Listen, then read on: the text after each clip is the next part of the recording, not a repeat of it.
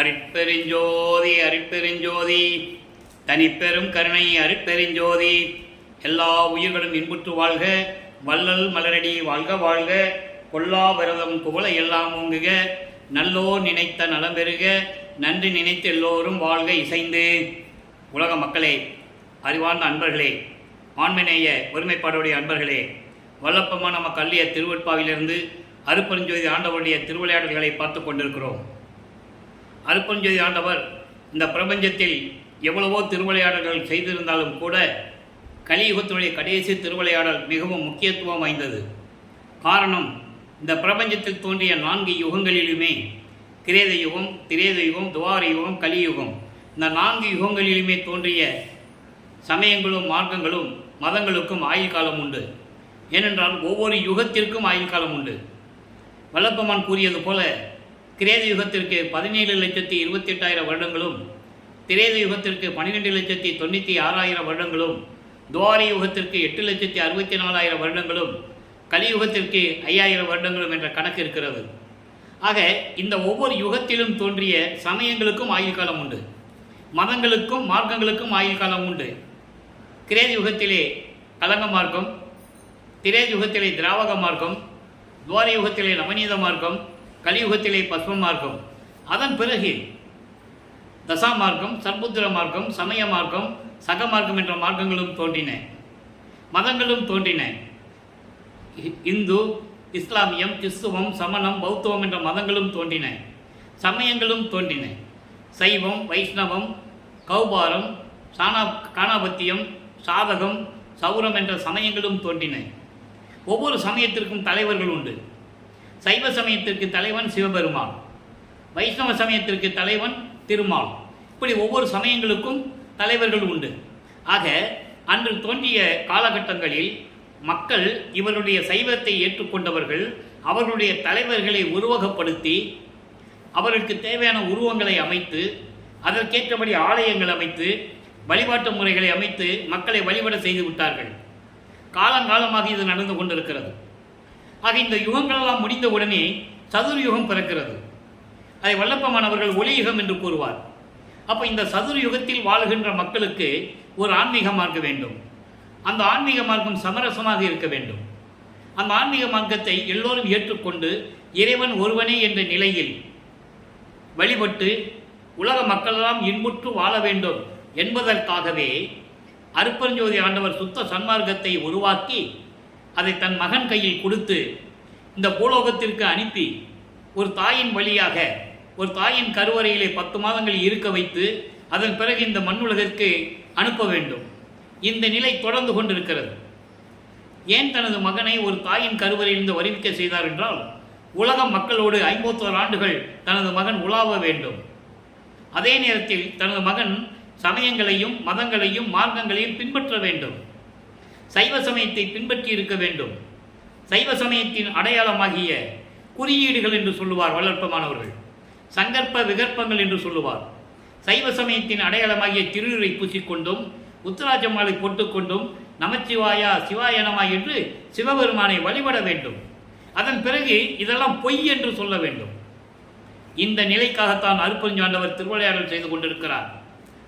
இந்த காலகட்டங்களில் சதாசிவத்தினுடைய ஆயுள் காலம் முடிந்தவுடனே 51 ஆண்டுகள் பாக்கி இருக்கின்ற நிலையில்தான் தன் அருளால் பெற்றெடுத்த ஒரு ஆண்மகனை ஒரு தாயின் வழியாக வருவிக்க செய்தார் அருட்பெருஞ்சோதி ஆண்டவர்.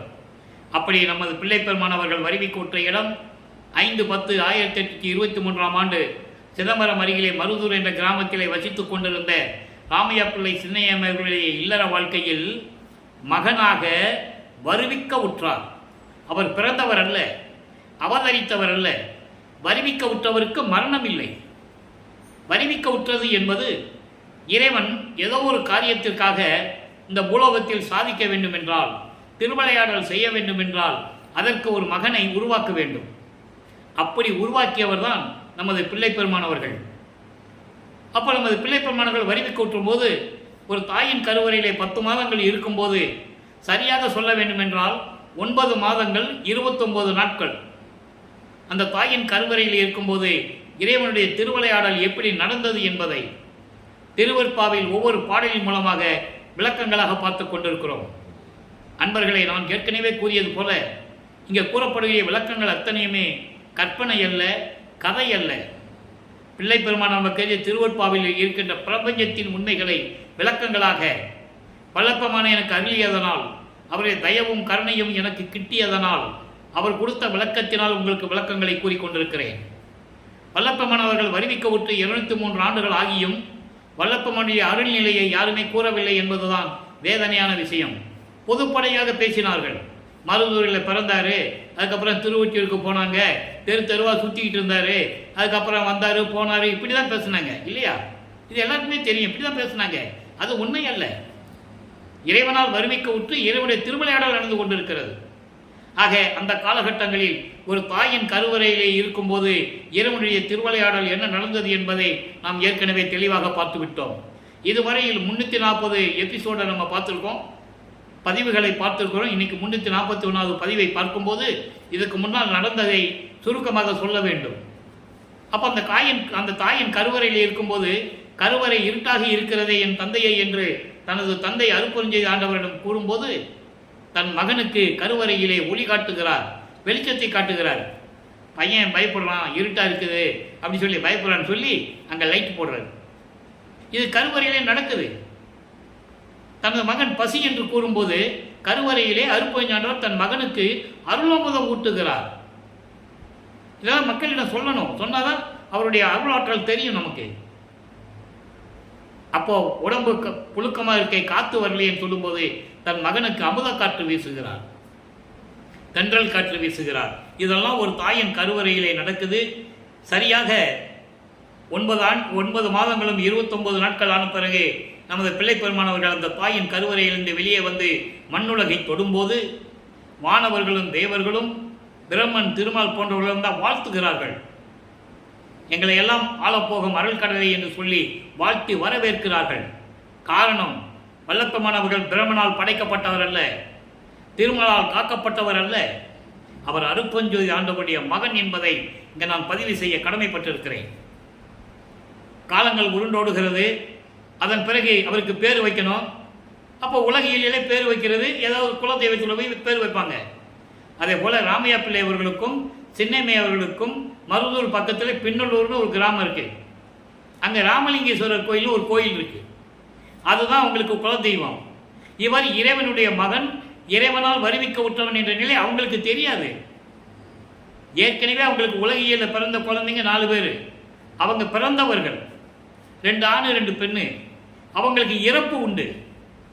ஆனால் வல்லப்பமானவர்கள் வருவிக்க விட்டவர், ஒவ்வொரு யுகத்திலையும் இருந்தவர். அவருக்கு பிறப்பு இறப்புலாம் கிடையாது. அவங்களுக்கு தெரியாது தெய்வத்திரிய குழந்தை அருட்பெருஞ்சோதியுடைய மகன்னு அவங்களுக்கு தெரியாது. அப்போ அந்த பின்னலூரில் ராமலிங்கேஸ்வரர் கோயிலில் மொட்டை அடித்து காது குத்தி ராமலிங்கன்னு பேர் வச்சுட்டாங்க. கடுக்கானு போட்டாச்சு. அந்த கடுக்கானை யாரை கலட்டினது? பின்னால் அருட்பெருஞ்சோதி ஆண்டவர் தான் திருடன் வேடத்தில் வந்து அந்த கடுக்கானை கலட்டினது. இது இறைவனுடைய திருவிளையாடல். அதை நம்ம பின்னால் விளக்கமாக பார்த்துருக்கோம். ஆக இந்த சடங்கெல்லாம் முடிஞ்ச பிறகு சிதம்பரத்திலே ஒரு திருவிழாவுக்காக நமது பிள்ளை பெருமான் அவர்களை, நமது குழந்தை இறைவனை நான் அவரை பிள்ளை பெருமான் தான் கூறுவது உண்டு. காரணம், அருட்பெருஞ்சாண்டவர் தன் மகனுக்கு இட்ட பெயர் செல்வப்பிள்ளை, உலகியலிலே இட்ட பெயர் ராமலிங்கம். அதன் பிறகு மக்களால் அருட்பிரகாச வள்ளலார் என்று அழைக்கப்பட்டார். இதனுடைய நிலை. அப்போ 5 மாத குழந்தையாக இருக்கும்போது சிதம்பரத்தில் ஒரு திருவிழா நடக்குது. அங்கே கூட்டு போகிறாங்க. அந்த காலத்தில் கிராமத்திலிருந்து ஒரு திருவிழா நடக்குதுன்னா மாட்டு வண்டி கட்டிட்டு போவாங்க, நடப்பயணமாக போவாங்க, புளி சோறு தயிர் சோறு கட்டிக்கிட்டு போவாங்க. இது இயற்கையாக நடக்கிறது. அப்போ அந்த நேரத்தில் சிதம்பர கோயிலிலே எல்லாரும் வழிபட்டு கொண்டிருக்கிறார்கள். நமது 5 மாத குழந்தை இறைவன் தன் மகனுக்கு அருட்பெருஞ்சாண்டவர் வெட்ட வெளியாக காட்டுகிறார். எந்த விதமான உருவம் கிடையாது. நீங்கள் பார்த்துருப்பீங்க, எல்லா ஃபோட்டோவிலையும் பார்த்துருப்பீங்க, பிரிண்ட் அடித்த ஃபோட்டோலாம் இருக்கும். சிவபெருமானா இப்படி தான் இருப்பார், கங்கையை வச்சிருப்பார், தலையில் பிற சூடி இருப்பார், கழுத்தில் பாம்பு போட்டிருப்பார், இப்படிலாம் இருக்கும் இல்லையா? திருமாலை காட்டணும்னு என்ன பண்ணுவாங்க? கையில் சங்கு சக்கரம் காட்டுவாங்க. இது படத்தில் எல்லா மக்களுக்கும் தெரிஞ்சது, எல்லாரும் அறிஞ்சது தான். ஆனால் எந்த விதமான உருவம் இல்லாமல் தன் மகனுக்கு வெளியாக காட்டுகிறார் அருட்பெருஞ்சோதி ஆண்டவர். அதுதான் சிதம்பரத்தின் ரகசியம். சிதம்பரம் என்பது அருட்பெருஞ்சோதி ஆண்டவர் என்ற பொருள். சி தம் ப்ளஸ் பரம் என்றதுக்கு விளக்கம் உண்டு. அதனால தான் வல்லப்பமானவர்கள் பெயருக்கு முன்னால் சிதம்பரம் ராமலிங்கம் என்று பெயரிட்டார்கள். அப்பா இன்சில முதல்ல போடுறாரு. இதான் உண்மை, வேற ஒன்றும் கிடையாது. இல்லை அப்போ இந்த நிலையில் இருக்கும்போது தன் மகனுக்கு வெளியாக காட்டுகிறார் என்பதை திருவருட்பாவிலே பாடல் உண்டு. எதை சொன்னாலும் உங்களுக்கு விளக்கமாக சொல்லணும். பொய் சொல்றாரு இது கதைன்னு யாரும் நினைச்சிடக்கூடாது. தில்லை தளத்திடையே திரை தூக்க தரிசித்த போது வேய்வகை மேல் காட்டாதே எந்தனக்கை வெளியாய் காட்டிய மெய்வுறவா மெய்ப்பொருளே. வேய்வகை மேல் காட்டாதே என்பது உருவத்தை காட்டாமல், அந்த உருவத்துக்கு ஆடை அணிந்து அணிகலன்களை அணிந்து கையில் சூலாயுதமாக வேலாயுதமாக வச்சு அந்த மாதிரி இல்லாமல் வெளியாக காட்டுகிறார். மெய் உறவாம் மெய்ப்பொருளே. மெய் உறவு என்பது எனது உண்மையான தந்தை அருட்பெருஞ்சோதி ஆண்டவர் என்று அங்கே குறிப்பிடுகிறார். மெய்ப்பொருள் என்பது அருட்பெருஞ்சோதி ஆண்டவர். ஆக அருட்பெருஞ்சோதி ஆண்டவர் தான் தனது தந்தை, உண்மையான தந்தை என்பதை பாடலிலே நமக்கு தெளிவாக அருளியிருக்கிறார் என்பதை இங்கே நீங்கள் புரிந்து கொள்ள வேண்டும். அதன் பிறகு சில காலங்கள் கழித்து ராமையா பிள்ளை அவர்கள் இறந்தவுடனே சின்னம்மையாவர் அவர்கள் இந்த 5 குழந்தைகளையும், பிறந்தவர்கள் 4 பேர், இறைவனால் வருவிக்க விட்டவர் குழந்தை நமது குழந்தை இறைவன், 5 பேரையும் கூட்டிக்கிட்டு சின்ன காவனம் போகிறாங்க. அதான் நம்ம பிறந்த ஊர் பொன்னேரி பக்கத்தில். சில காரணங்களால் அந்த வீட்டில் இருக்க முடியல. சென்னையில் வந்து குடியேறுகிறார்கள். குடியேறிய பகுதி ஏழுகணர் தெரு, ஏழுகணர் பகுதி. அங்கே வீரசாமி தெரு என்ற ஒரு தெருவில் இருக்கிறாங்க. அந்த இடத்துக்கு இப்போ வள்ளலார் நகர்னு பேர். அந்த வள்ளலார் நகரிலிருந்து நமது பிள்ளை பெருமான் அவர்கள் திருவொற்றியூருக்கு போகணும். அதுக்கு முன்னால் நமது குழந்தை இறைவன் வளர்ந்து கொண்டிருக்கிறார். பள்ளியிலே கொண்டு போய் சேர்க்குறாங்க. பள்ளிக்கூடத்தில் சேர்க்குறாங்க. படிக்க முடியாதுன்னு வந்துட்டார். படிக்க முடியாதுன்னு அவர் வந்ததுக்கு காரணம் இறைவனுடைய திருவிளையாடல் அங்கே நடக்குது. அருட்பெருஞ்சாண்டவர் தன் மகன் யாரிடமும் உலகியலிலே இந்த சந்தை படிப்பை ஒரு ஆசிரியரிடம் கற்கக்கூடாது. இரண்டாவதாக தனது மகன் யாரையும் குருவாக ஏற்றுக்கொள்ளக்கூடாது. மூணாவதாக தனது மகன் காவி உடை அணியக்கூடாது. இந்த 3 நிலைகளிலும் அங்கே அருட்பெருஞ்சாண்டவர் திருவிளையாடல் நடக்குது. அது அவருக்கே தெரியாது. குழந்தை, அவருக்கு என்ன தெரியும்? ஏன் பிறந்தோன்னே அவருக்கு தெரியாது முதல்ல. அதுக்கு பிறகு பள்ளிக்கூடத்தில் படிக்க முடியாதுன்னு வந்துட்டார். ஒரு குழந்தைய பள்ளிக்கூடத்தில் சேர்த்து படிக்க முடியலன்னா அந்த வீட்டில் அந்த குழந்தைக்கு எவ்வளவு நெருக்கடி இருக்குன்னு நமக்கு தெரியும். அந்த நெருக்கடியும் நமது குழந்தை இறைவன் பிள்ளை பெருமானுக்கு வருது. அதனால் அவரை வீட்லேயும் இருக்க முடியல. தனிமையான ஒரு இடம் தேடுறாரு. அப்படி கிடைச்ச இடம் தான் கந்தகோட்டம் என்ற ஒரு முருகன் கோயில். இப்போ பாய்க்கடன்னு சொல்லுவாங்க, பாரிஸ் கார்னர்னு சொல்லுவாங்க. அந்த இடத்துல அந்த கோயில் இருக்குது. அங்கே ஆள் நடமாட்டம் இருக்காது. அப்பப்போ வழிபட வருவாங்க, அவ்வளோதான். அங்கே போய் உட்காந்துக்கிறாரு. அங்கே வருவாங்க, என்ன ராமலிங்கம் பள்ளிக்கூடத்துக்கு போகலையாமில்ல அப்படி கேட்கும்போது அமைதியாக இருப்பார். சரி ஏதாவது ஒரு பாட்டு பாடேன் அப்படின்னு சொல்லும்போது முருகனை பற்றி பாடுகிறார். இப்போ நல்லா புரிஞ்சுக்கணும் நீங்கள். அவர் சைவ நிலையில் இருந்து கொண்டிருக்கிறார். சைவ சமயத்தின் தலைவனாகிய சிவபெருமானை வழிபட்டு கொண்டிருக்கிறார். சைவ சமயத்தின் அடையாளம் திருநூரை பூசிக்கொண்டு முத்துராட்ச மாலை போட்டுக்கிட்டு இருக்கிறார். அவருக்கு சுத்த சன்மார்க்கம் தெரியாது. அருட்பெருஞ்சாண்டவர் யாருன்னா அப்போ அவருக்கு தெரியாது. இந்த நிலையில் இருந்து கொண்டு 8 ஆண்டுகள் முடிந்து விட்டது. அருட்பெருஞ்சாண்டவர் திருவிளையாடல் தொடங்கிய ஆண்டு 1/1/1823 ஆண்டு. 30/1/1874 வரைக்கும் 51 வருஷம் திருவிளையாடல் நடக்குது. இந்த 51 வருஷத்தை 8 பிரிக்கிறார் அருட்பெருஞ்சாண்டவர். 6 8 48. கடைசி 3 வருஷம் பாக்கி இருக்கு பாருங்க. 51 48 போச்சுன்னா 3. அந்த 3 வருஷம் என்ன நடந்ததுன்னு தான் மேட்டுக்குப்போம். இப்போ நம்ம தர்மசாலையில் பிள்ளை பெருமான் இருக்கிற வரைக்கும் தான் இப்போ நம்ம எபிசோடை பார்த்துக்கிட்டு இருக்கோம். நீங்கள் நல்லா கவனிச்சிட்டே வரணும். தினமும் பார்த்தா உங்களுக்கு அது புரியும். அப்போது முதல் 8ல் எந்த விதமான பலனும் இல்லை. 2வது 8 தொடங்குகிறது. நமது பிள்ளை பெருமான் அவர்கள் 9வது ஆண்டில் அடி எடுத்து வைக்கும்போது 9வது ஆண்டு என்பது வருவிக்க விட்டதிலிருந்து 9வது ஆண்டு. வல்லப்பெருமானை பற்றி கூறும்போது அந்த வயசை பற்றி குறிப்பிடக்கூடாது. 9வது வயது 12வது வயது அப்படின்னு சொல்லக்கூடாது. வருவிக்க விட்ட ஆண்டிலிருந்து அப்படின்னு சொல்லணும். ஏன்னா அவருக்கு வயது இல்லை, பிறப்பு இறப்பு இல்லை. அவருக்கு ஒவ்வொரு யுகத்திலையும் இருந்தவர். திருவருட்பாவிலே பாடல்கள் உண்டு, யாரும் மறுக்க முடியாது. அத்தனை விளக்கங்கள் உண்டு. அந்த விளக்கங்களை ஏற்கனவே நான் கூறியிருக்கிறேன். இன்றும் தேவைப்பட்டால் அங்கங்கே விளக்கங்கள் தரப்படும். அப்போ இந்த நிலையில் இருக்கும்போது 9வது ஆண்டில் அடியெடுத்து வைக்கும்போது இறைவன் அவர் முன் தோன்றி எழுந்தருளி, மகனே, நீ என்னால் வருவிக்க உற்றவன், நீ என் மகன், உனக்கு காரணம் காரியங்கள் எல்லாம் இந்த பூலோகத்தில் நடக்க வேண்டியது இருக்கிறது. அதற்கு முன்பருவம் பின்பருவம் காட்டி உனக்கு அருள் செய்வேன், தற்போது ஞானத்தை பெற்றுக்கொள் என்று சொல்லி மறைந்து விடுகிறார். இப்போ வல்லபெருமானுக்கு இறைவனுடைய மகன் தெரியும். ஆனால் ஏன் உலகத்துக்கு வந்தோம் ஆனால் அவருக்கு தெரியாது. சுத்த சன்மார்க்கத்தை பெற்ற பிறகுதான் அந்த விளக்கங்களை கூறுவார். அதை தான் நம்ம பார்த்துட்டு இருக்கோம். அப்போ இந்த நிலையில் இருக்கும்போது அதை பாடலிலே கூறுவார். ஆண்டாறு 3 ஆண்டிலே ஆட்கொண்ட அருள்கடலே என்று கூறுவார். ஆக 6+3 9. 9வது ஆண்டில் இறைவன் ஆட்கொண்டதை நாம் பாடலின் மூலமாக தெளிவாக பார்க்கிறோம். அப்போ இந்த நிலையில் இருக்கும்போது 1ஆம் திருமறை உருவாகிறது. 1ஆம் திருமறை 8 பதியங்கள், திருவடி புகழ்ச்சி, விண்ணப்ப கலிவெண்பா, நெஞ்சறிவுறுத்தல், சிவநேச வெண்பா, மகாதேவ மாலை, திருவருள் முறையீடு, வடிவுடை மாணிக்க மாலை, இங்கித மாலை. அதிலே திருவருள் முறையீடிலிருந்து இறைவனுடைய திருவிளையாடல்களை பார்த்து கொண்டிருக்கிறோம். 6வது பதிகம் திருவருள் முறையீடு 232 பாடலுடைய விளக்கங்கள் முழுமையாக பார்த்து விட்டோம். அதனுடைய ஒரு சுருக்கம். இப்போ சிவபெருமானை கிட்ட முறையீடு செய்கிறார். நீ வாட்டுக்கு ஒரு தாயின் கருவறையிலிருந்து கொண்டு வந்துட்ட, ரோட்டில் சுற்றிக்கிட்டு இருக்கேன், எவ்வளோ அவமானங்களை தாங்கிட்டு இருக்கேன், எப்போ வந்து நீ அருளை கொடுப்பேன்னு சொல்லி முறையீடு செய்வார். நல்லா கவனிக்கணும். இன்னும் அவர் திருவொற்றியூருக்கு போகலை, இருக்கிற இடத்துல வச்சுக்கிட்டு முறையீடு செஞ்சுக்கிட்டு இருக்கிறார். எந்த விதமான பலனும் இல்லை. அப்பா கிட்ட கேட்டு பார்த்தாச்சு, புரோஜனம் இல்லை. அம்மாவை பற்றி பாடினா ஏதாவது கிடைக்குமான்னு சொல்லி வடிவுடைமனை பற்றி பாடுகிறார். வடிவுடைமனை மாளிகை 100 பாடல்கள், வடிவுடை மாணிக்க மாலை 100 பாடல்களையும் நம்ம பார்த்துட்டோம். அங்கேயும் புரோஜனம் இல்லை. அப்பா கிட்ட கெஞ்சியாச்சு, அம்மா கிட்ட கெஞ்சியாச்சு, ஒரு புரோஜனம் கிடையாது.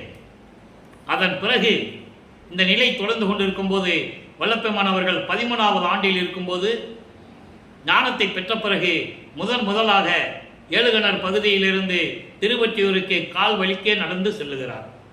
நமது குழந்தை இறைவனுடைய மகன் என்று தெரியும். ஆனால் கால் வலிக்க நடந்து செல்லுகிறார். தியாகராஜ பெருமானை வழிபட்டு முறையீடு செய்து அருளை பெற வேண்டுமே என்ற நோக்கத்தில் சென்று கொண்டிருக்கிறார். அவர் போகல, அருப்பஞ்சாண்டவர் அவர் மனசை உண்டி தள்ளுறாரு. என் மகனை திருவொற்றியூர் கூட்டு போன்னு சொல்லி மனசை தூண்டி விடுறாரு. போறாரு.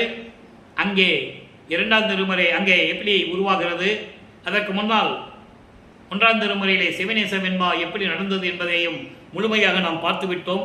அதனுடைய ஒரு பாடலை இன்று விளக்க நான் கடமைப்பட்டிருக்கிறேன். சிவநேச வெண்பா மொத்தம் 100 பாடல்கள்.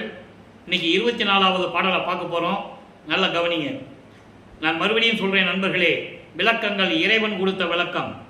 எனக்கு தமிழ் இலக்கணம் தெரியாது. இறைவன் கொடுத்த விளக்கத்தை உங்களுக்கு நான் கூறிக்கொண்டிருக்கிறேன். நல்லா கவனிங்க.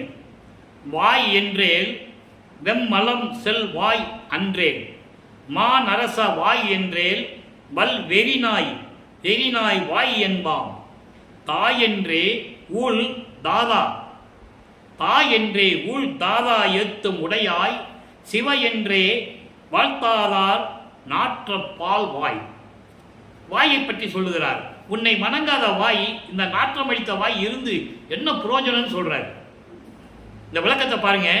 அதாவது வாய் என்றால் துர்நாற்றம் உடைய மலம் உண்ணும் வாய்.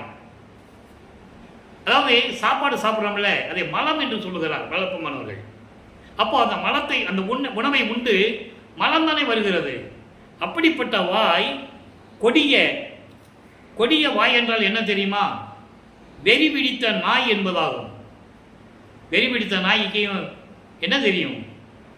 அங்கங்கே போய் மரத்தை சாப்பிடும், ஏதாவது கழிவுகளை சாப்பிடும், எல்லாத்தையுமே சாப்பிடும். அதுவும் வாய் தானே. ஆக இப்படிப்பட்ட இருக்கின்ற நிலையிலே ஊழ்தாதா என்றால் படைக்கும் தொழிலை செய்யக்கூடிய பிரம்மன், அவன் கூட உன்னை வணங்குகின்ற வாய் எப்படிப்பட்டது? ஆக உன்னை வணங்காத இந்த வாய் இருந்து என்ன பிரயோஜனம்? இந்த நாற்றம் அடித்த வாய் இருந்து என்ன பிரயோஜனம்? அதனால் என்ன பலன்? எனவே உன்னை வாழ்த்தி நான் பாடிக்கொண்டிருக்கிறேன், வணங்கி கொண்டிருக்கிறேன். உன்னால் வருவிக்க உற்றவன் நான், எனக்கு ஏன் அருளை கொடுக்கவில்லை என்ற நிலையை கூறுகிறார். இந்த நிலைகள் முடிந்த பிறகு இரண்டாம் திருமுறை உருவாகிறது. இப்போ முதல் திருமுறையில் நம்ம படிப்படியாக பார்த்துட்டு வரோம். ஏற்கனவே நம்ம வடிவுடை மாணிக்கமலை பார்த்துட்டோம், திருவருள் முறையீடு பார்த்துட்டோம், இப்போ சிவனசமென்பா பார்த்துட்டு இருக்கோம். இன்னும் நிறைய இருக்குது. மகாதேவ மாலை இருக்குது, நெஞ்சறி உறுத்தல் இருக்குது, விண்ணப்ப கழிவன்பா இருக்குது, திருவடி புகழ்ச்சி இருக்குது. ஒவ்வொன்றா நம்ம பார்த்துக்கிட்டே வரோம். இப்போது 13வது ஆண்டு தொடக்கத்தில் திருவொற்றியூருக்கு போகிறாரு. அங்கே தியாகராஜன் பற்றி பாடுகிறார். இரண்டாம் திருமுறை உருவாகிறது. 113 பதிகங்கள், 1207 பாடல்கள்.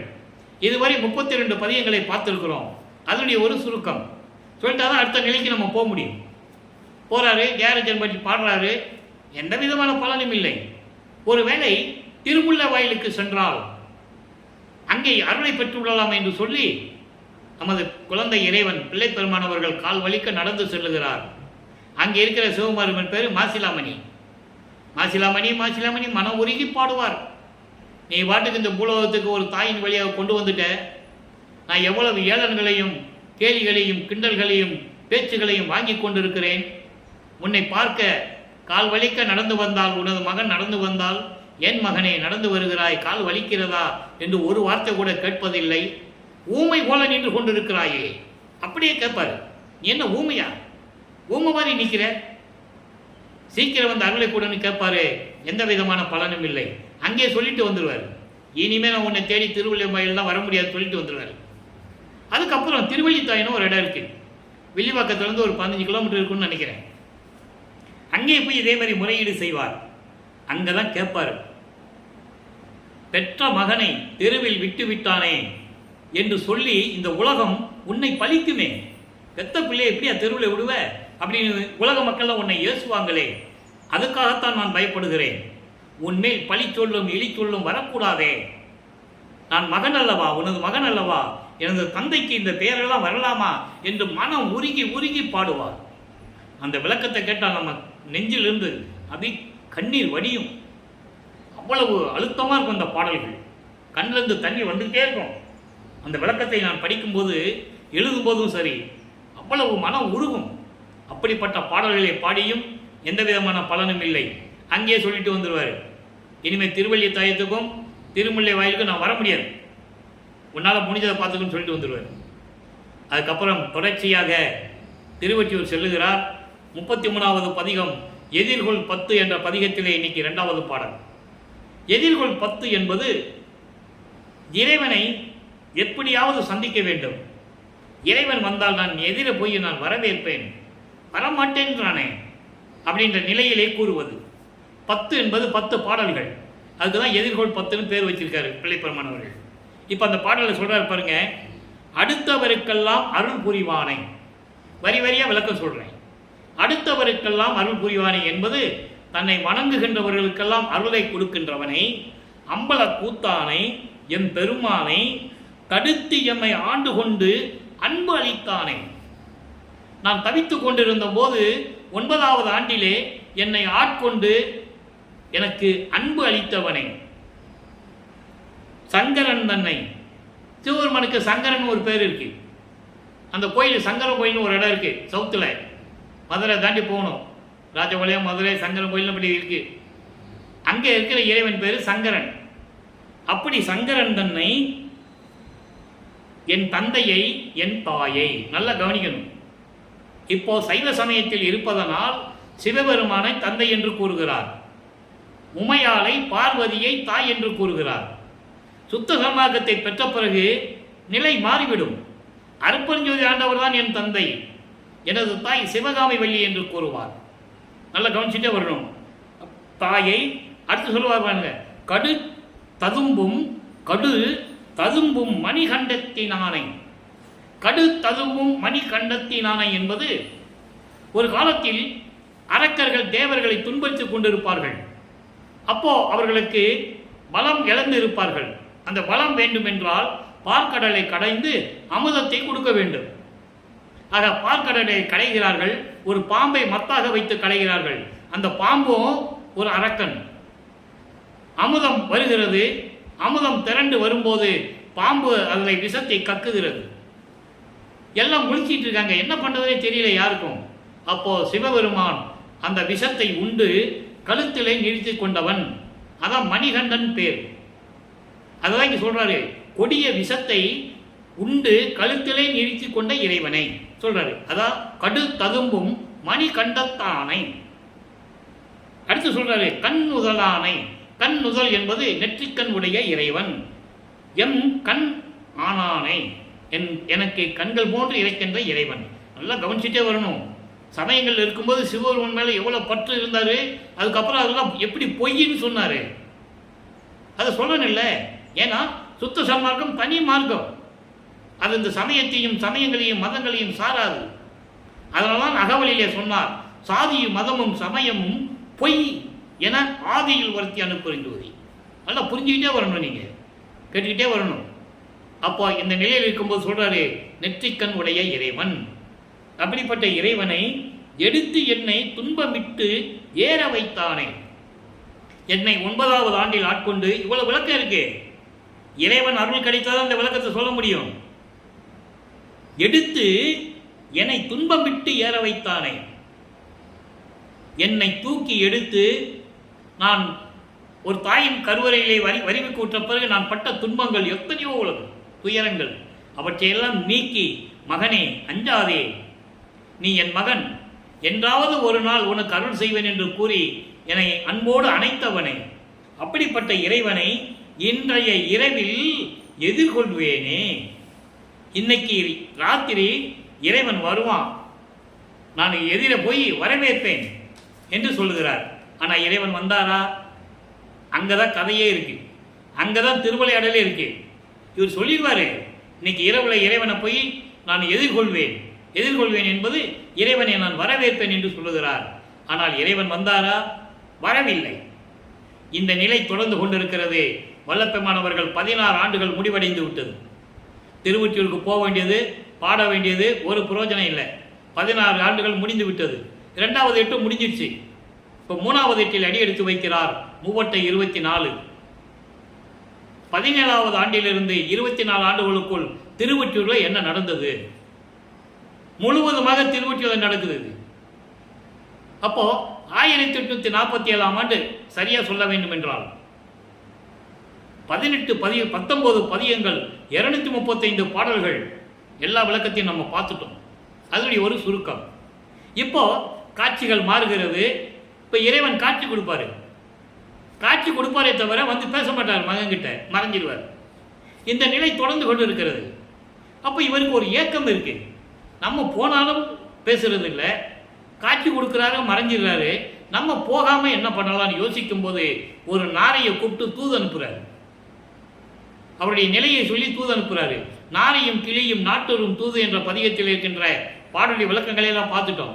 நாரையும் போகும். என்ன சொல்லி தூது அனுப்புவாரு? நான் இறைவனால் வருவித்தவன், இறைவனுடைய மகன், நான் திருப்பி வந்து அருளை கொடுக்கல, நீ என்ன பண்ற? தியாகராஜ பெருமான்கிட்ட போய் நீ சொல்லு, உன் மகன் நடுத்தருவில் நிற்கிறான், தூங்குறது இல்லை, சாப்பிட்றது இல்லை, அங்கேயும் இங்கேயும் அலைஞ்சிக்கிட்டு இருக்கான், நீ போய் சீக்கிரம் போய் அருளை கொடு. இவன் என்கிட்ட சொல்லி அனுப்புனாப்புல, நானும் வந்து உங்ககிட்ட சொல்லிட்டேன், நீ என்ன சொல்கிறேன்னு கேட்கும். நாரை போய் தியாகராஜ பெருமான்கிட்ட கேட்கும். அவர் பதில் சொன்னால் நீங்கள் வர்றதுக்கு, அதெல்லாம் நீ இப்போ நான் பார்த்துக்கிறேன், நீங்கள் ஆண்டுகள் இருக்குன்னு அவர் சொல்லிடுவார். அப்போ ஒரு நாரையை அனுப்புனாங்கன்னு பாருல, கிளிகளை கூட்டமாக அனுப்புவார். இதே மாதிரி சொல்ல அனுப்புவார், பதில் வராது. அப்போது அவர் மனம் எப்படி புண்பட்டுக்கோன்னு கொஞ்சம் யோசனை பண்ணி பாருங்கள். இறைவன் மகன் தெரியும், வெளியே யார்ட்டையும் சொல்லவும் முடியாது, அருளையும் கொடுக்கல, வீட்டுக்கு வந்த ஒரே ஏளன பேச்சு வேற, இப்படி ஊர் சுற்றுறானே, தெருவாக சுற்றுறானே, போகிறான் வரவெல்லாம் திட்டுறானே, இந்த நிலை அவருக்கு ஏற்பட்டிருக்கு.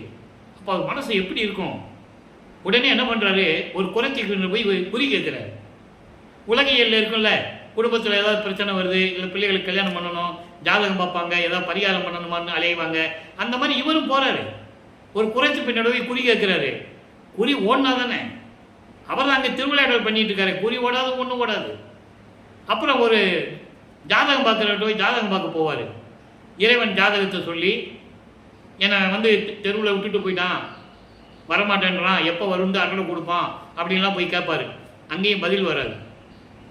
அதன் பிறகு திருவொற்றியூரிலே எல்லாமே தேரோடு வீதிகள். திருவொற்றியூரில் தேரில் வச்சு பவனி கொண்டு வருவாங்க.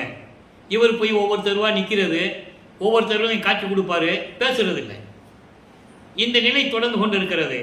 அதன் பிறகு கடைசி பதிகம் 19வது பதிகத்திலே இவரை பார்த்து சிவபெருமான் திருவழியா ஓடுறாரு. அது எப்படின்னா பாடல்ல ரொம்ப அழகா சொல்லியிருப்பாரு. மனசுக்கு அப்படியே உடம்பு புல்லரிக்கும். இப்போ என்ன பண்ணுவாராம், இறைவனை பார்த்துக்கிட்டே இருப்பாரா. இப்போ இறைவன் மறைகிறது இல்லை, இறங்கி மகனை பார்க்கறதுக்கு பக்கத்தில் வந்துட்டு இருக்காரு.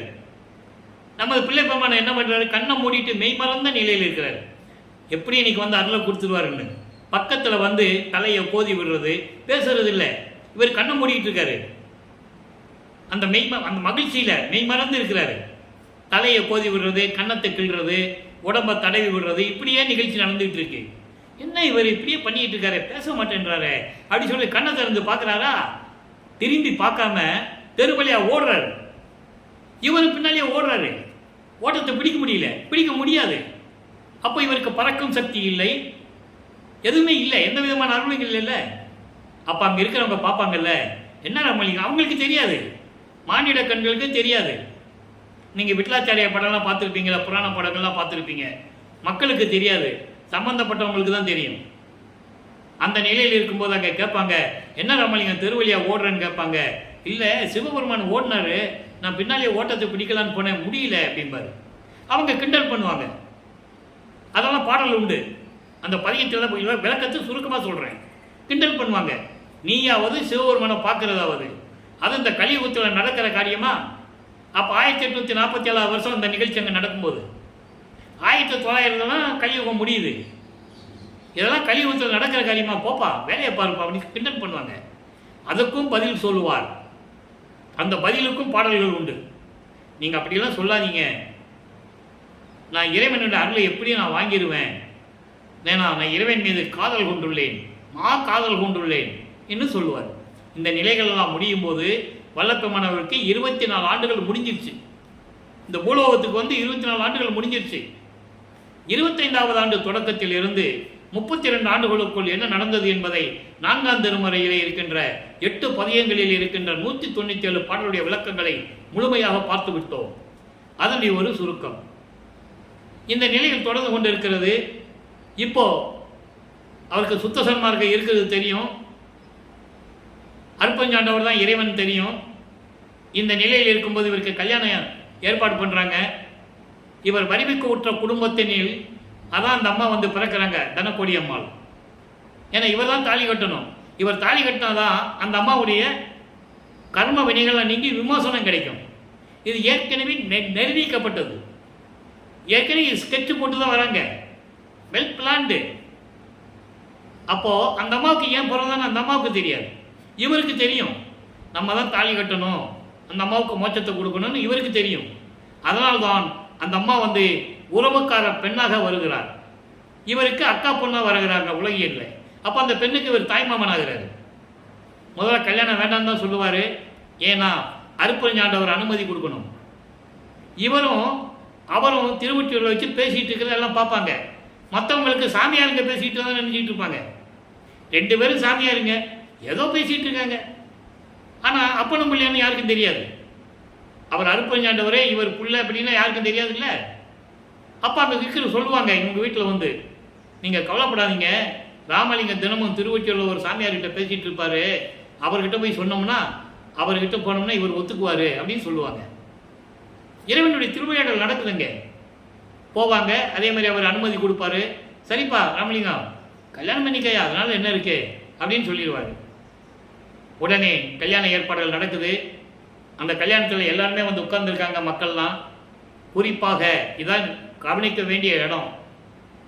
வானவர்கள், பிரம்மன், தேவர் போன்ற பதத்தலைவர்கள், பிரம்மன், திருமால், ருத்திரன் போன்ற பதத்தலைவர்கள், ரிஷிகள், முனிவர்கள், சித்தர்கள், சத்தர்கள், சக்திகள் எல்லாருமே இவரை வாழ்த்துவதற்கு அங்கே உட்கார்ந்துருக்காங்க. ஆனால் யார் கண்களுக்கு தெரியாது, நல்லா புரிஞ்சுக்கணும். நீங்கள் மனித பிறவிகளுக்கு தெரியாது, மானிட கண்களுக்கு தெரியாது. நீங்கள் படங்களில் பார்த்துருப்பீங்கல்ல, தேவர்கள் வருவாங்க, வானத்திலிருந்து பூ தூவி வாழ்த்துவாங்க, அந்த மாதிரி நீங்கள் சினிமாவில் பார்த்துருக்கலாம். அந்த மாதிரி நிகழ்ச்சிகள் அங்கே இருக்கு, பாடலில் இருக்கு, கதை அல்ல, கற்பனை அல்ல. ஆகவே இவர் தாலி கட்டுறாரு, வாழ்த்துறாங்க. இவர் கண்கள் தேடுது அந்த கூட்டத்தில். அருப்பஞ்சாண்டவரும் சிவகாமி வள்ளியும் ஏதாவது மாறு வேஷத்தில் வந்து உட்கார்ந்துருக்காங்களா அப்படின்னு தேடுறாரு. வரல.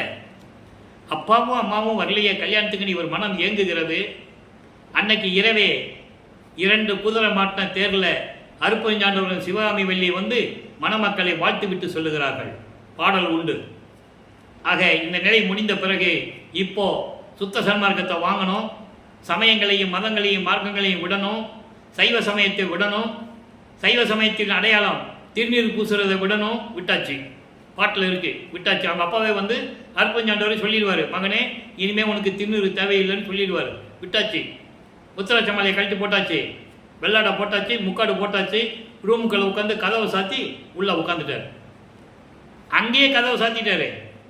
இனிமேல் நான் எங்கேயும் போக மாட்டேன், இறைவன் எங்கள் அப்பா வரட்டும்னு சொல்லி கதவை சாத்தி உட்காந்துட்டார். அருப்பஞ்சாண்டவர் மின்னுலகத்திலிருந்து வராரு.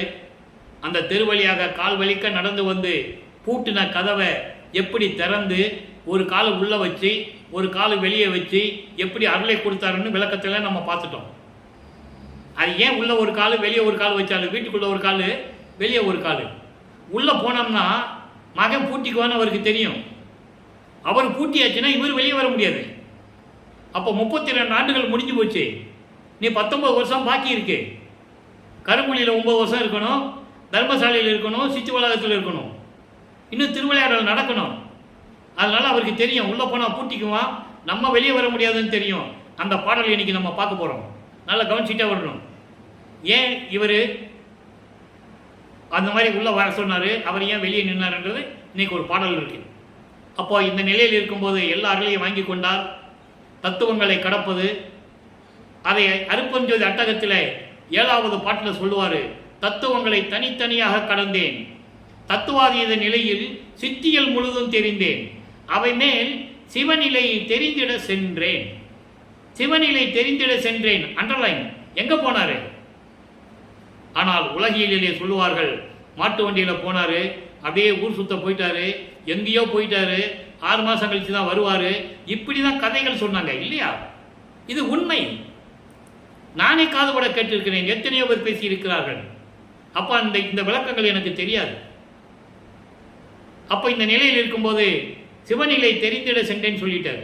ஏன் அகவல்லே இருக்கேன், ஏறா நிலைமிசை ஏற்றி எந்தனை 6 கடத்திய அருப்பெருஞ்சோதி என்று சொல்லுவார். அதன் பிறகு காட்டிய அருப்பெருஞ்சோதி என்று கூறுவார். ஆக தத்துவங்களை கடந்து, அண்டங்களை கடந்து, வெளிகளை கடந்து பறந்து போயிட்டு இருக்காரு மேல. எல்லா உலகத்தில் இருக்கிறவங்க பார்க்குறாங்க, சொல்றாருல்ல, பரவெளி, பராபரவெளி, பெருவெளி, பெருசுகவெளி, இப்படி வெளிகளை கடந்து போயிட்டு இருக்காரு. சுத்த சன்மார்க்கம் வாங்கணும், சுத்த சிவஞான வெளிக்கு போயிட்டு இருக்காரு. இங்கே ஏமசித்தியை வாங்கியாச்சு, தத்துவங்களை கடக்கிறத வாங்கியாச்சு, தத்துவங்களை எப்படி வெற்றி அடையணும் வாங்கியாச்சு, தத்துவ வெற்றிகளை கடந்தாச்சு, எல்லாம் வாங்கியாச்சு. இப்போ சுத்த சன்மார்க்கத்தை வாங்கணும், சாகா கல்வியை கற்றுக்கணும்.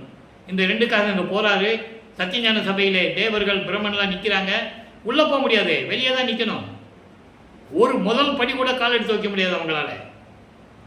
கொலையும் புலையும் தவிர்த்தவர்களும் உள்ளே போகணும்னு சொல்லணும். அதனால தான் அங்கே இருக்கிற சத்தியஞான சபையை அப்படியே உலக மக்களுக்காக இங்கே நிறுவியது. அதான் கொலையும் புலையும் தவிர்த்தவர்கள் உள்ளே புகுதல் வேண்டும் அப்படின்னு சொன்னார். அப்படி போனாதான் இறைவனுடைய அருளை பெற முடியும். ஆக அப்படி போயிட்டு இருக்காரு. தேவர்கள்லாம் நீங்கள் போங்க சாமி, நீங்கள் போகலான்னு கை கட்டுறாங்க. போறாரு, மகனை வரவேற்கிறார் அருப்பெருஞ்சோதி ஆண்டவர். மகனே, இந்த ஆடைகளை எல்லாம் கலைந்து விட்டு முக்காடு தானே போட்டு போறாரு. புனித நீராடி புத்தாடை அணிந்து அணிகளை அழிந்து மங்கள கோலத்துடன் வருவாயாக, உனக்கு மணிமுடி சூட்ட வேண்டும், பொற்காப்பு அணிய வேண்டும். 2.5 நாளிகை தான் பாக்கி இருக்கிறது. 2.5 நாளிகை என்பது 1 மணி நேரம், ஒரு நாளிகை என்பது 24 நிமிடம். அத்தந்தையின் கட்டளையை ஏற்று அவ்வாறே வருகிறார். சிம்மாசனத்திலே அமருகிறார். அருப்பஞ்சாண்டவர் தன் மகனுக்கு மணிமுடி சூட்டி கையிலே பொற்காப்பு அணிகிறார். அதான் இளவரசர் என்ற பட்டம். அடுத்த பிரபஞ்சத்தை இயக்கப் போவது என் மகன் என்று பிரகடனப்படுத்துகிறார். அதனால்தான் சொன்னார், அருள்ஜோதி ஆனேன் என்று அறையப்பா முரசு, அருளாட்சி பெற்றேன் என்று அறையப்பா முரசு, மரணம் தவித்தேன் என்று அறையப்பா முரசு. தெளிவாக சொல்றாருல. ஏன் சொன்னாரு? இதனால தான். தந்தையிடமிருந்து எல்லாம் வாங்கியாச்சு. இப்போ சாகா கல்வியை கற்றுக் கொடுத்துட்டு இருக்காரு. எல்லாம் பிரம்மன் திருமாலாம் வெளியே இருந்து பார்த்துக்கிட்டு இருக்காங்க. அதுக்கும் பாடல் உண்டு. மெய்யர் வியப்பிலே 112வது பதிகத்திலே 14வது பாடலை பார்த்தீங்கன்னா, எடுத்து பார்த்தீங்கன்னா உங்களுக்கு தெரியும். அப்படி கோபமாக இருக்கிறாங்களாம், பார்த்துக்கிட்டு இருக்காங்க. நாகாதிபனும் அயனும் ஆளும் நறுமுறுமெனவே ஞான அமுதம் அளித்தாய் நானும் உண்டு துண்ணவே சாகா கலையை பயிற்று தந்த தயவை சாற்றருக்கரிது. அதெல்லாம் எப்படி சொல்ல முடியும்னு சொல்றாரு. ஞான அமுதம் என்பது சுத்த சன்மார்க்கம். சுத்த சன்மார்க்கத்தை கொடுத்தாதான் சாகா கல்வி கிடைக்கும். சுத்த சன்மார்க்கத்தை இருந்தாதான் தயவும் கருணையும் இருக்கும், உயிர் இரக்கம் இருக்கும், ஜீவகானிய ஒழுக்கம் தெரியும். இதெல்லாம் விளக்கங்கள் நம்ம ஏற்கனவே கொடுத்தாச்சு. இப்போ எல்லாம் வாங்கியாச்சு. இப்போ பூலோகத்துக்கு திரும்பி வரணும். வரும்போது நேரம் சிதம்பரத்தில் தான் எழுந்தருளுகிறார். திடீர்னு அங்கே போய் நிற்கிறாரு. அங்கே ஏன் நிற்கிறாருன்னா அங்கே ஒரு திருவிளையாடல் நடக்கணும். கரும்புலி வீட்டு ஓனர் அங்கே இருக்கிறாரு. பரசுராமனும் கரும்புலியும் அவர் பேசிகிட்டு இருக்காங்க. இவர் போய் நிற்கிறாரு. அப்போ அவங்க திடீர்னு பார்த்தா ஆச்சரியமாக இருக்குல்ல. உன்னை பரசுராம அறிமுகப்படுத்துகிறாரு. என் தம்பி தான், உலகியலுக்காக. நல்லா புரிஞ்சுக்கணும் நீங்கள். என் தம்பி தான், அவங்களுக்கு தெரியாது இல்லை இவர் இறைவனுடைய மகன், அவங்களுக்கு தெரியாது. என் தம்பி தான், கல்யாணம் பண்ணி வச்சோம், குடும்பம் நடத்த முடியாத வந்துட்டான், நீங்கள் கூட்டு போய் உங்கள் வீட்டில் வச்சுக்கோங்க. முடிஞ்சு போச்சா? இது ஏற்கனவே வெல் பிளான்டு. அதுக்கப்புறம் கருமொழியில் வந்து 9 வருடம் தங்கி இருக்கிறாரு. அங்கே என்ன நடந்தது என்பதை திருவற்பாவின் பாடல் மூலமாக ஏற்கனவே பார்த்து விட்டோம். இப்போ வல்லப்பமானவர்கள் 6வது எட்டில் இருக்கிறார். 6×8 வல்லப்பமானவர்கள் இந்த பூலோகத்திற்கு வரிவிக்க உற்று 48 ஆண்டுகளிலே என்ன நடந்தது என்பதை தான் இப்போ நம்ம பார்த்துட்டு இருக்கோம், லைவாக பார்த்துட்டு இருக்கோம். இப்போ ஜீவகாருண்ய ஒழுக்கம் உலக மக்களுக்கு சொல்லணும். அதுக்கு ஒரு இடம் வேணும், ஒரு தர்மசாலையை உருவாக்கணும். அணை அடுப்பை போட்டி சாப்பாடாக்கி பசியோடு அவர்களுக்கு கொடுக்கணும். அப்போ தான் ஜீவகாருண்ய ஒழுக்கத்தை சொல்ல முடியும். ஜீவகாருண்ய ஒழுக்கம் என்பது பசி, பிணி, தாகம், இச்சை, எளிமை, பயம், கொலை 7 பிரிவுகள் உண்டு. ஒவ்வொன்றுக்கும் தொடர்பு உண்டு. பசிக்கு சோறு போடு போட்டது மட்டும் ஜீவகாருண்யம் அல்ல. அந்த விளக்கத்தை நான் ஏற்கனவே பதிவில் சொல்லியிருக்கேன். நீங்கள் ஒரு பதிவு தனியாகவே போட்டிருக்கோம், 1 மந்த் இருக்கும். அதை நீங்கள் பதிவில் நீங்கள் பார்க்கலாம். ஜீவகாருண்ய ஒழுக்கம் நீங்கள் போட்டாலே வந்துடும் நம்ம யூடியூப்பில். அப்போ இந்த நிலையில் இருக்கும்போது பார்வதியூர் மக்கள்கிட்ட ஏற்கனவே வந்து பேசுகிறாரு. நம்ம சாமியார் தானே கேட்குறாரு, எல்லாம் சாமியார் தானே சொல்லிட்டு இருக்காங்க. அப்படி தானே அவரை விளக்கப்படுத்திட்டு இருக்காங்க. கேட்டு கொடுத்துட்டாங்க. உடனே கரும்புலியை விட்டு வெளியேறுகிறார். தான் இருந்த இடத்திற்கு தண்ணீரால் விளக்கரித்த எல்லாம் என்ற ஒரு பெயரை உருவாக்கிவிட்டு, அந்த அம்மா செம்பு வைக்கும்போது அந்த செம்பில் தண்ணி தான் இருக்குன்னு இவருக்கு தெரியும். நல்லா புரிஞ்சுக்கணும் நீங்கள். ஏன்னா அந்த இடத்துக்கு ஒரு பேர் வரணும், இறைவனுடைய அருளால் நடந்ததுன்னு மற்றவங்களுக்கு சொல்லணும். அப்போ எல்லா அருளையும் பெற்றவர், A to Z அவருக்கு தெரியும். ஆக தண்ணீரால் விளக்கரித்த எல்லாம் என்ற பெயரை ஏற்படுத்திவிட்டு அங்கிருந்து விடைபெறுகிறார். இங்கே தர்மசாலையை ஒரே நாளிலே நிறுவி 23/5/1867 தர்மசாலையை நிறுவி அணை அடுப்பை மூட்டி பசியோடு வருகின்றவர்களுக்கு பசியை போக்கிக் கொண்டிருக்கிறார். நம்மையெல்லாம் படைத்து காத்து கொண்டிருக்கின்ற அருப்பெருஞ்சோதி ஆண்டவராகிய வல்லற்பமானவர்கள். ஆக இந்த நிலை தொடர்கிறது. 1869 ஆறுமுக நாவலார் கடலூரிலே மஞ்சக்குப்பம் என்ற இடத்தில் இருக்கின்ற நீதிமன்றத்திலே வழக்கு தொடர்கிறார்.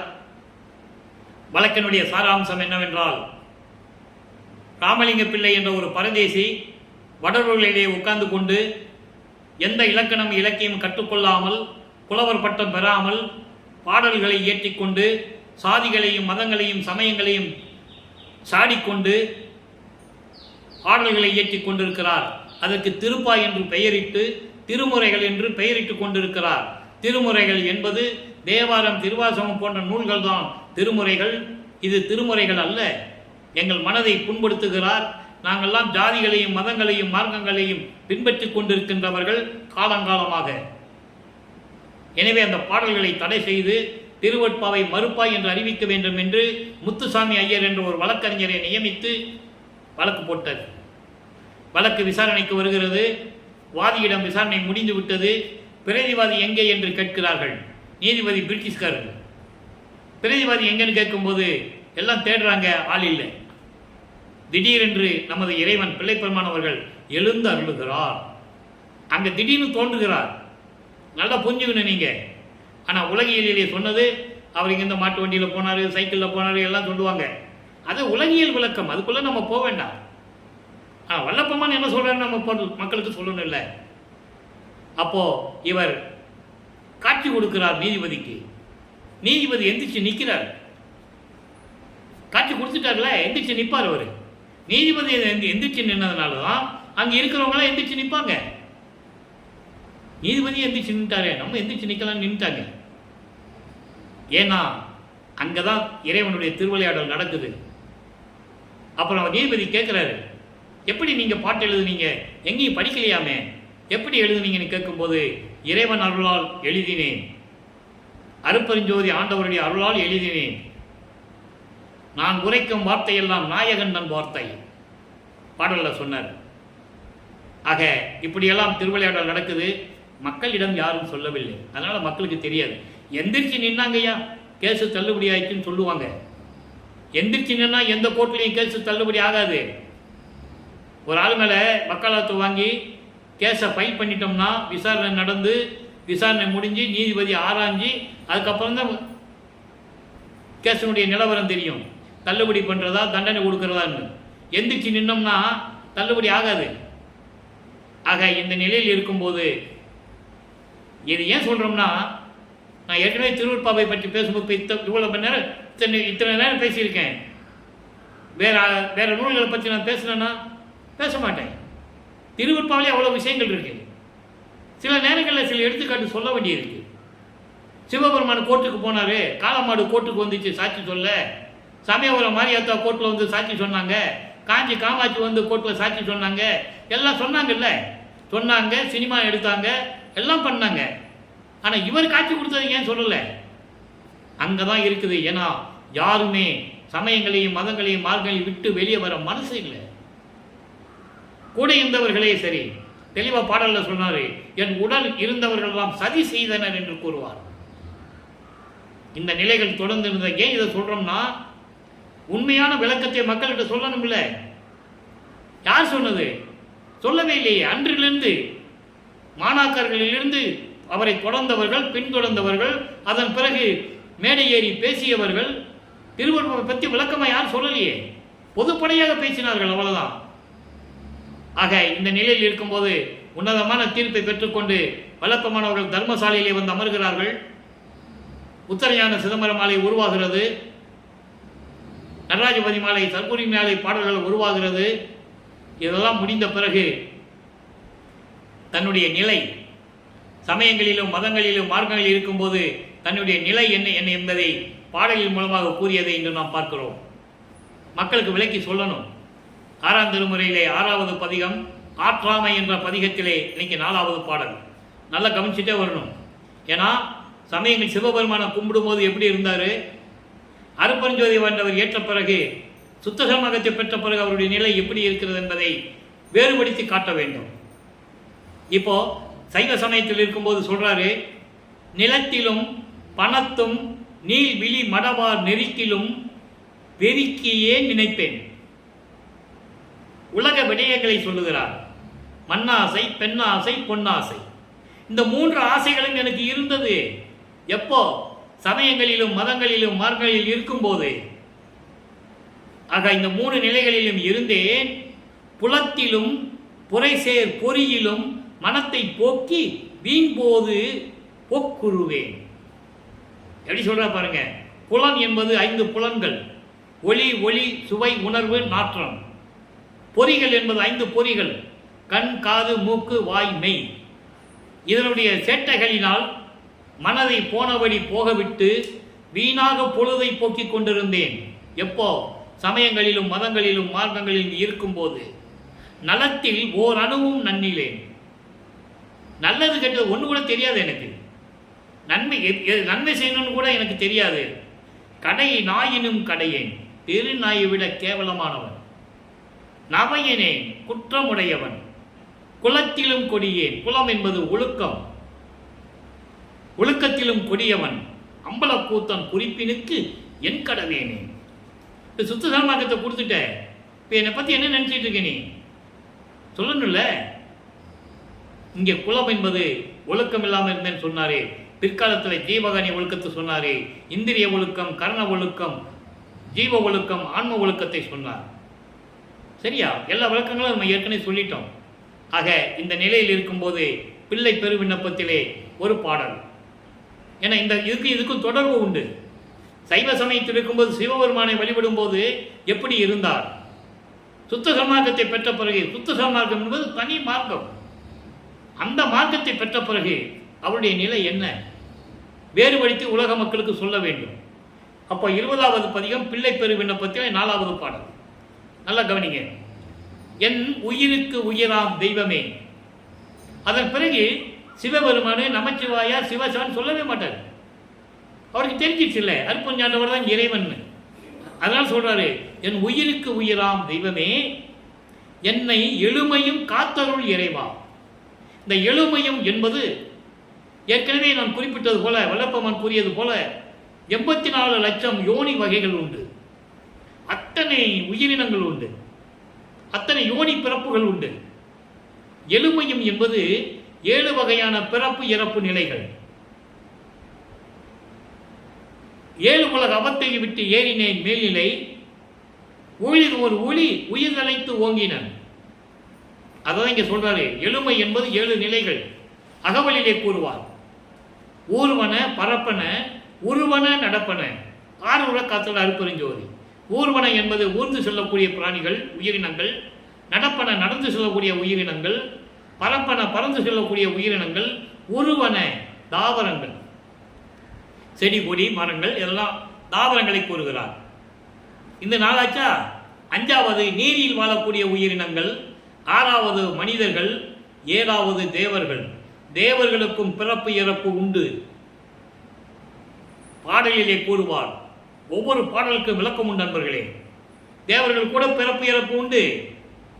செத்து செத்து பிறக்கும் இத்தேவர்கள் என் முன் வழியிலர் என்று கூறுவார். தேவர்களோட செத்து செத்து பிறக்கணும், பிறக்கணும் இறக்கணும்.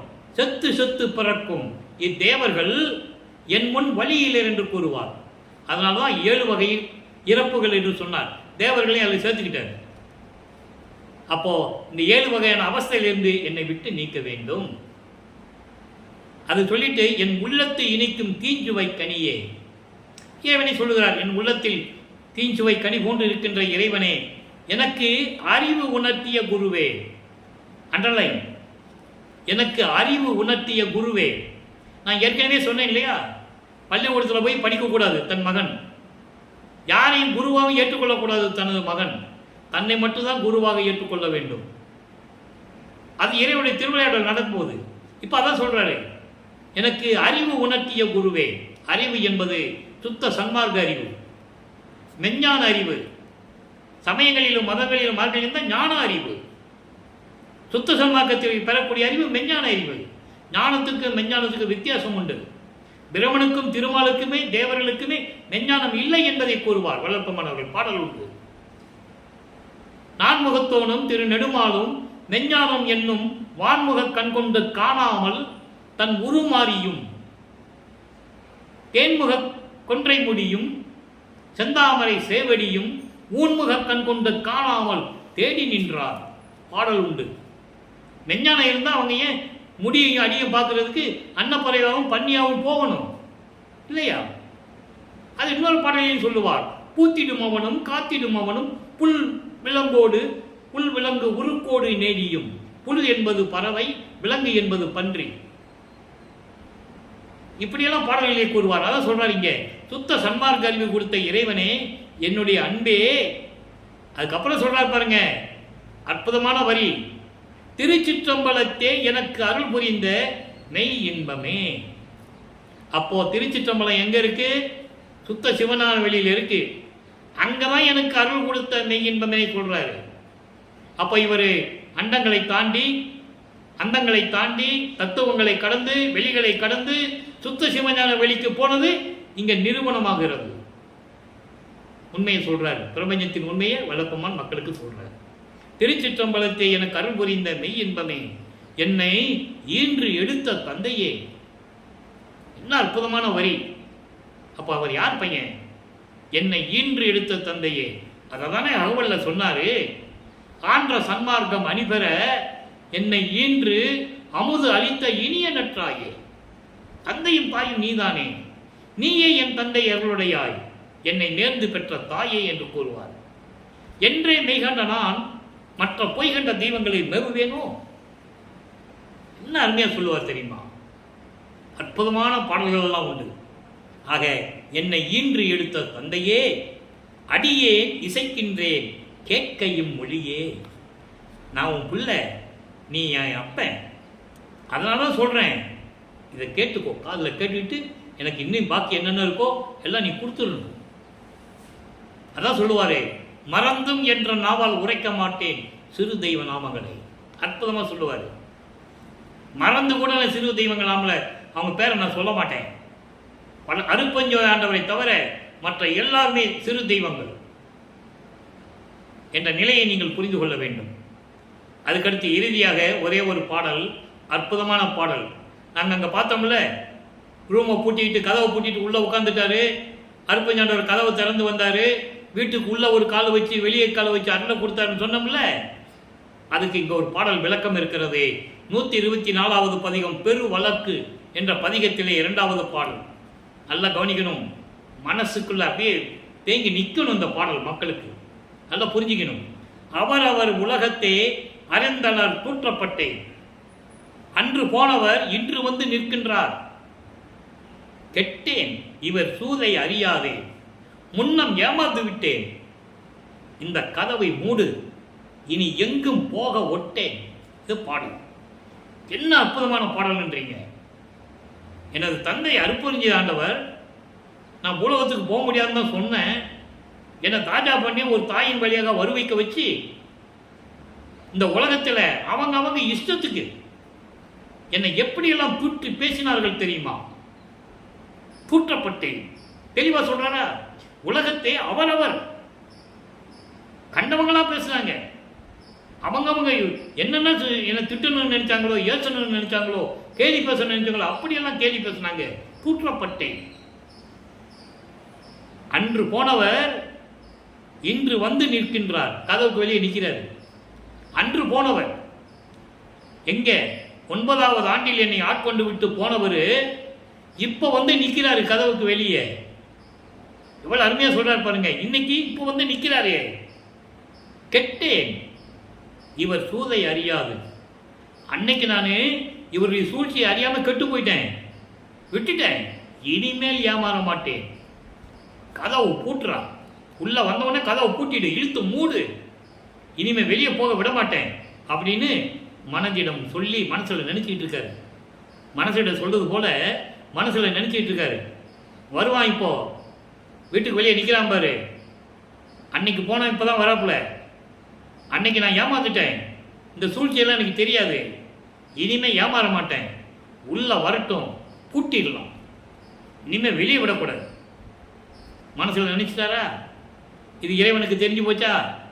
ஆஹா, நீ இப்படியா நினைக்கிற? நான் வீட்டுக்குள்ள வந்தாதானே நீ பூட்டுவ. எப்படி? நான் வீட்டுக்குள்ள வந்தாதானே நீ பூட்டுவ. கதவை திறந்து ஒரு காலை வீட்டுக்குள்ள வைப்பாரு, ஒரு கால தெருவில் தான் நிற்கும் வீட்டுக்கு வெளியே. இவர் உள்ள வாழ்ந்தா கூப்பிடுவாரு, அவர் வரமாட்டார். தெரியுமே, அவருக்கு தான் தெரியுமே இவன் உள்ள போனால் பூட்டிக்குவாங்க. பூட்டா 19 வருஷம் திருவிளையாடல் பண்ண முடியாது. 32 வருஷத்தோட முடிஞ்சு போச்சு. அதனால அந்த விளக்கத்தை இங்கே கூறுகிறார். அவரவர் உலகத்தை அறிந்து அலர் தூற்றப்பட்டேன். உலகத்தில் அவங்க என்னென்ன நினைச்சானோ இஷ்டத்துக்கு பேசுனாங்க, என்ன ஏளனமா பேசுனாங்க, கிண்டல் பண்ணாங்க. எப்படியெல்லாம் கஷ்டத்தை அனுபவித்தேன். அன்னைக்கு போன ஆள் இன்னைக்கு தான் வந்து நிற்கிறான் வெளியே, கதவுக்கு வெளியே. அன்னைக்கு நான் ஏமாந்துட்டேன், இந்த சூழ்ச்சியை பற்றி எனக்கு தெரியாது, இனிமே நான் ஏமாற மாட்டேன். உள்ள வந்த உடனே கதவை பூட்டிடணும், வெளியே விடக்கூடாது. ஆக இந்த நிலையில் திருவிளையாடல் நடந்து கொண்டிருக்கும் போது அவர் வெளியே இருந்து அருளை கொடுத்தார் என்ற விளக்கத்தை இன்னைக்கு நம்ம பார்த்துருக்கோம். ஆக இறைவனுடைய திருவிளையாடல் எப்படி நடக்குது பாருங்க. அன்பர்களே, இறைவனுடைய திருவிளையாடலை நாம் ஒவ்வொரு நாளும் பார்த்து கொண்டிருக்கிறோம். திருவொற்பாவில் இருக்கின்ற பாடல்களின் மூலமாக ஒவ்வொரு பாடல்களில் இருந்தும் அவர் ஒவ்வொரு 8 ஆண்டுகளில் இருந்தும் இறைவன் எப்படி அருளை கொடுத்தார், நமது பிள்ளை பெருமானவர்கள் எப்படி சமயங்களையும் மதங்களையும் மார்க்கங்களையும் சார்ந்து இருந்தார், அதன் பிறகு அது தேவையில்லை என்று எப்படி சுத்த சன்மார்க்கத்தை பெற்றுக்கொண்டார் என்பதை முழுமையாக நாம் பார்த்து கொண்டிருக்கிறோம். எனவே அன்பர்களே, ஏற்கனவே கூறியது போல சுத்த சன்மார்க்கம் என்பது தனி மார்க்கம், இறைவனால் உருவாக்கப்பட்ட மார்க்கம். மற்ற சமயங்களும் மார்க்கங்களும் மதங்கள் எல்லாம் மனிதர்களால் உருவாக்கப்பட்டது, மக்களால் உருவாக்கப்பட்டது, மக்களால் ஏற்றுக்கொள்ளப்பட்டது. எனவே சுத்த சன்மார்க்கத்தில் எல்லாரும் இணைந்து அருட்பெருஞ்சோதி ஆண்டவரை வணங்கி அருட்பெருஞ்சோதி அருட்பெருஞ்சோதி தனிப்பெருங்கருணை அருட்பெருஞ்சோதி என்ற மகாமந்திரத்தை சொல்லி கொலையும் குலையும் தவிர்த்து சைவ நெறியில் இருந்து கொண்டு ஜோதி வழிபாடு செய்து இறைவனை வணங்கி இறைவனுடைய அருளையும் செல்வங்களையெல்லாம் பெற்றுக்கொண்டு இந்த வையகத்திலே நீங்கள் வாழ்வாங்கு வாழ வேண்டும். நோயற்ற வாழ்வில் வாழ வேண்டும். மரணமில்லா பெருவாழ்வில் வாழ வேண்டும்.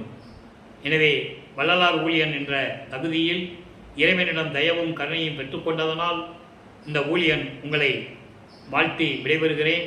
நன்றி, வணக்கம். நாளையும் சந்திப்போம். அருட்பெருஞ்சோதி அருட்பெருஞ்சோதி தனிப்பெருங்கருணை அருட்பெருஞ்சோதி.